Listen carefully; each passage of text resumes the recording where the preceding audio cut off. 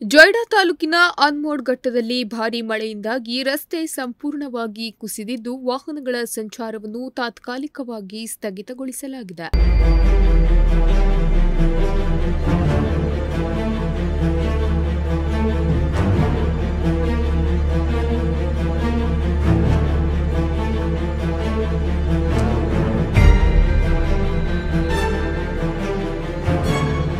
ಜೊಯ್ಡಾ ತಾಲೂಕಿನ ರಾಮನಗರದಿಂದ ಗೋವಾ ರಾಜ್ಯದವರೆಗೆ ಸಾಗುವ ಮಾರ್ಗದ ಅನ್ಮೋಡ್ ಘಟ್ಟದಲ್ಲಿ ರಾತ್ರಿ ಬಿರುಕು ಕಾಣಿಸಿಕೊಂಡಿತ್ತು. ಮುಂಜಾನೆ ಸಂಪೂರ್ಣವಾಗಿ ಕುಸಿತವಾಗಿದ್ದು, ಘಟನಾ ಸ್ಥಳಕ್ಕೆ ಗೋವಾ ಮತ್ತು ಕರ್ನಾಟಕ ಪೊಲೀಸ್ ಅಧಿಕಾರಿಗಳು ಭೇಟಿ ನೀಡಿ ಸ್ಥಳ ಪರಿಶೀಲನೆ ನಡೆಸಿದ್ದಾರೆ.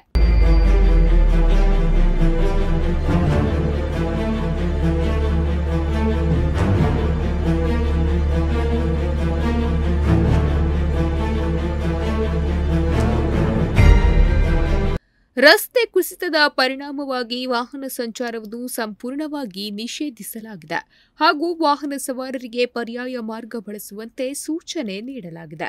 ಇದು ಗೋವಾ ರಾಜ್ಯವನ್ನು ಸಂಪರ್ಕಿಸುವ ಪ್ರಮುಖ ಹೆದ್ದಾರಿಯಾಗಿದ್ದರಿಂದ ತುರ್ತು ಕಾರ್ಯಾಚರಣೆ ಆರಂಭಿಸಲಾಗಿದೆ. Nudisiri news desk Honnavar.